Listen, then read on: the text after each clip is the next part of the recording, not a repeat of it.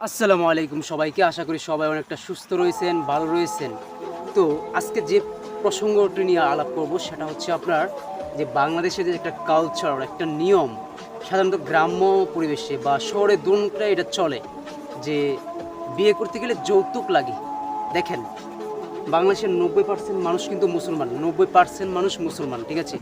তো 90% মুসলমান, সে অনুযায়ী আপনি কিন্তু হাদিস, কোরআন এগুলো সব কিছু আপনাকে মানতে হবে। না না হলে কিন্তু আপনি যে মুসলমান গিরি বা ইসলামে থাকা এটা কিন্তু হবে না আপনার। কারণ যে ধর্মের আপনি সেই ধর্মের আপনার নিয়ম নির্দেশনা আদেশ উপদেশ সবগুলো মানতে হবে। তাই এই যে বিষয়টা যে আপনার বিয়ে করতে গেলে যৌতুক লাগে, দেখেন কেন বিয়ে করতে গেলে যৌতুকটা লাগবে। দেখেন ইসলামী নিয়ম কি, বিয়ে করতে গেলে কোনো যৌতুক নয়, ঠিক আছে? কোনো রকম যৌতুক চাওয়া বা দেওয়া এগুলো কোনো সিস্টেম নাই, ঠিক আছে? এটা কিন্তু সিস্টেম নাই। তো সে জায়গায় আমরা কিন্তু সাধারণত এটা করে থাকি, হ্যাঁ। এতে কিন্তু আমাদের যে আল্লাহর কাছে এটা জবাবদিহি করতে হবে এবং এটা দুনিয়াতে কিন্তু অনেক একটা লস আছে। যেমন আপনার যে একজন গরিব ঘরের সন্তান, গরিব ঘরের মেয়ে যখন বিয়ে দেয় তখন কিন্তু আপনার যৌতুকের কারণে পরিবারের উপর একটা বিশেষ চাপ পড়ে। তখন কিন্তু পরিবারটা আপনার ভেঙে পড়ে, একদম অর্থনীতি দুর্বল হয়ে পড়ে। মেয়েকে অনেক ছোট চোখে দেখে, কারণ বলে মেয়ে এসেছে তাকে বিয়ে দিতে হবে।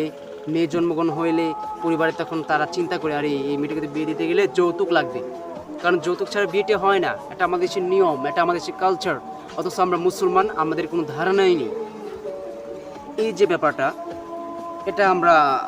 এটা আসলে কতটা জরুরি এবং সমাজে কতটা এর ইফেক্ট, ক্ষতিকারক দিক যে ফেলে, এটা আপনি ভাবতেও পারবেন না।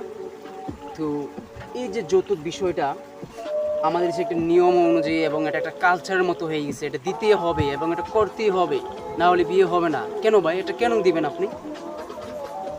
এই নিয়মটা আমাদের সমাজে ভাঙা দরকার।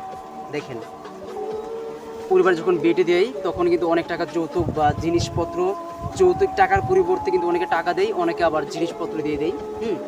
এই যে জিনিসটা করে এতে কিন্তু একটা ফ্যামিলি দুর্বল হয়ে পড়ে, তখন সংসারে একটা অশান্তি সৃষ্টি হয়, ঠিক আছে? এরকম। এবং ইসলামে কিন্তু নিয়ম নাই এবং আপনি কিন্তু বিশাল একটা পাপ কাজে নিজেকে লিপ্ত করছেন এই জিনিসটা করে। দেখেন, আমাদের এটার বিভিন্ন ক্ষতিকারক দিক রয়েছে বর্তমানে, ঠিক আছে? এটার বিভিন্ন ক্ষতিকারক দিক রয়েছে। এই জিনিসটা যে যৌতুক যে বিষয়টা, এটাকে আমাদের খুবই তাড়াতাড়ি এই নিয়মটা ভাঙা উচিত। একটি সুন্দর সমাজ গড়তে এবং ইসলামের অন্তর্ভুক্ত থাকতে, আল্লাহর নির্দেশ পালন করতে, নবীজির নির্দেশ পালন করতে, হ্যাঁ, যৌতুক যে প্রথা নিয়মটা এটা অবশ্যই আমাদের ভেঙে এই কুসংস্কারটা আমাদের ভাঙতে হবে, খুবই জরুরি এটা। এবং এই সম্বন্ধে সরকারি আইন অনুযায়ী করতে হবে।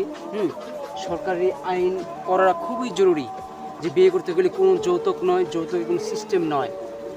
হয়তো বা আছে বাংলাদেশে একটা নিয়ম যে যৌতুক করলে এরকম শাস্তি হবে, কিন্তু এটাকে আরও জোরদার করা উচিত, ভালো করে জোরদার করা উচিত। না হলে দেখেন অনেকটাই সমস্যা।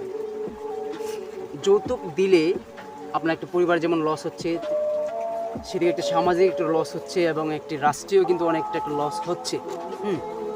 এটা আমাদের সমাজকে একদম একটি ফ্যামিলিকে ভেঙে ফেলে, ডাইরেক্ট কোনো কথা নেই আর, একটি ফ্যামিলিকে নিঃস্ব করে ফেলে এই জিনিসটা। এবং যারা আপনার পরিবারের সন্তান নিচ্ছেন, মা বাবারা যারা লালন পালন করছেন, তখন কিন্তু ছেলে মেয়েদের মধ্যে একটা পার্থক্য তৈরি করে ফেলছে এই যৌতুক প্রথাটা। যে বলে, তুই ছেলে, তুই বিয়ে করতে গেলে কিন্তু তুই যৌতুক উল্টা আনবি, আর তুই মেয়ে, তোকে আমি বিয়ে দিলে কী হবে? তোকে বিয়ে দিলে তোকে আমার অনেক টাকা যৌতুক দিতে হবে।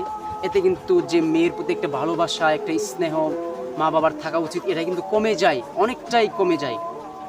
তো আমরা চাই একটি সুন্দর সমাজ গড়তে এবং আমরা মুসলমান, আমরা ভালোভাবে ইসলামে পরিপূর্ণভাবে মিশতে।